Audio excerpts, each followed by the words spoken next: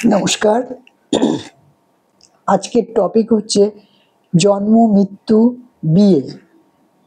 এই তিনটে বিষয় আমরা কেউই কখনোই নিজেরা ঠিক করতে পারি না।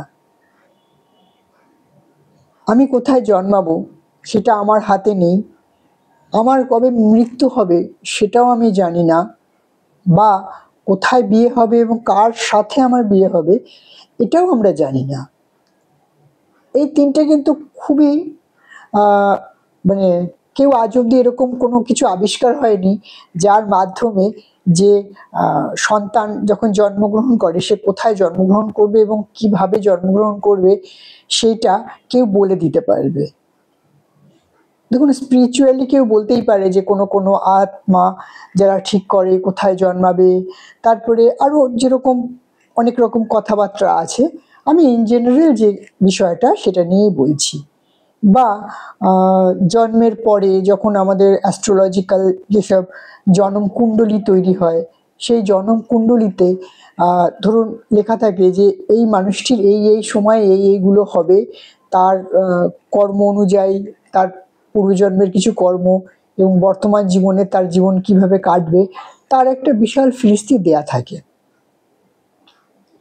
এবং বেশিরভাগ মাতা পিতাই যে সন্তানের জন্য এই জনমকুণ্ডলী তৈরি করেন, যে জানার জন্য যে তার সন্তানের জীবন কেমন যাবে। দেখুন, কোনো অ্যাস্ট্রোলজিক্যাল এই ধরনের ক্যালকুলেশন 100% সঠিক হবে এইটা কিন্তু কেউ বলতে পারবে না।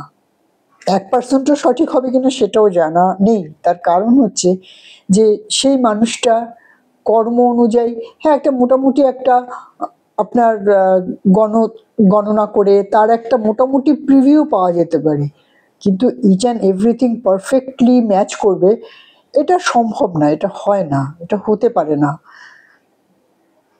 তাহলে পৃথিবীর সব কিছু একদম অন্যরকম হয়ে যেত।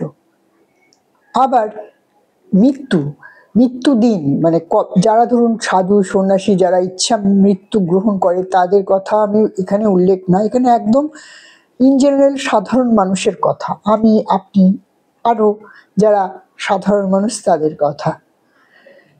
আমরা কবে মারা যাবো আমরা জানি না, কিভাবে মারা যাবো তাও জানি না।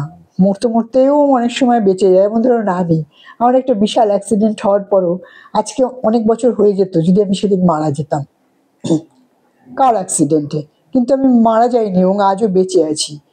তো আমার কবে মৃত্যু হবে সেদিন যখন আমাদের গাড়িটা উল্টে যায় তখন কনফার্ম সবাই জানতো যে আমি মারা গেছি, কিন্তু আমি মারা যাইনি। আর মারা গেলে আপনাদের সামনে আসতাম কি করে? কেন, আমার কর্ম শেষ হয়নি, আমার কর্ম শেষ না হওয়া অবধি আমার মৃত্যু আসবে না। এবার আসি একটা খুব ভাইটাল কথায়। অনেক সময় ছোট বয়সে বাচ্চাদের দেখবেন জনম কুণ্ডলীকে লেখা থাকে এ বেশি দিন বাঁচবে না, এর আয়ু কম। এবার মা বাবা খুব প্যানিক করে, এর খুব আয়ু কম, অনেক তাকে পুতু করে রাখবে, তাকে তার জীবনে কোনো কিছু করতে গেলে বাবা মা সদা সতর্ক যে এই বুঝি আমার বাচ্চার কিছু হয়ে গেল। আমি সেই সব ভীত মাতা পিতাদের বলবো যে দেখুন, প্রত্যেকটা মানুষ নিজ কর্ম নিয়ে আসে। তো যদি সেই মানুষটি যে জন্মেছে আপনার পেটে, আপনার সন্তান, আপনার তার প্রতি অবশ্যই কনসার্ন থাকবে। সেই কনসার্ন থাকাটা কোনো অপরাধের না, কিন্তু জানবেন সে তার নিজ ভাগ্য নিয়ে জন্মেছে। তার নিজের ভাগ্যে যা আছে, তার যদি অল্পকাল আয়ু থাকে তাহলে সে অল্পকালই বাঁচবে, আপনি যত রকমই চেষ্টা করুন না কেন। এরকম অনেক বাচ্চা আছে যাদের জন্মকুণ্ডলী নেই, তারা জানেও না তারা কবে মরবে কবে বাঁচবে কি বৃত্তান্ত। তো এখানে যাদের আছে তাদের নিয়েই বলছি। আমি এরকম অনেক মানুষ দেখেছি, তাদের ছোটবেলায় বাবা মা অনেকগুলো ভাই বোনদের মধ্যে কোনো একজন ভাই বোনকে বলা হয়েছে যে ও বেশি দিন বাঁচবে না, অমুক নক্ষত্রে জন্মগ্রহণ করেছে, অমুক তমুক হেন তেন করে সে সারা জীবন তার মাথার মধ্যে এমনভাবে বসে গেছে জানেন, সে সারা জীবন শুধু বলতো আমি তো বেশি দিন বাঁচবো না। এবং সেটা এমন একটা মানসিক পর্যায়ে চলে গেছে তাদের এইসব মানুষগুলো, যে তারা সারা জীবন সবাইকে ব্ল্যাকমেল করেছে, আমি তো বেশি দিন বাঁচবো না, আমার সাথে এটা করছো কেন, এটা করছো কেন, ওটা করছে কেন, আমার সাথে এটা হচ্ছে কেন, ওটা হচ্ছে কেন, এরকম নানান রকম বিষয় আসায় তারা সৃষ্টি করে। এটা কিন্তু একটা মানসিক রোগের মধ্যে চলে যায় আস্তে আস্তে। তাই আমি বলবো যদি কোনো কারো জন্মকুণ্ডলিতে এরকম কিছু লেখাও থাকে, তাহলে বাচ্চাটাকে না বারবার এই কথা বলাটা মা বাবার তরফ থেকে উচিত না। সাবধানে থাকুন, সেটা নিয়ে কোনো বক্তব্য নেই। এরকম দেখা গেছে যে ছোটবেলায় তার জন্মকুণ্ডলিতে দেখা গেছে যে সে বেশি দিন আয়ু নেই, সে দেখা গেছে যে 90 বছর 100 বছর বেঁচে গেছে, এবং এইরকম ঘটনা ভুরি ভুরি ভুরি ভুরি আছে।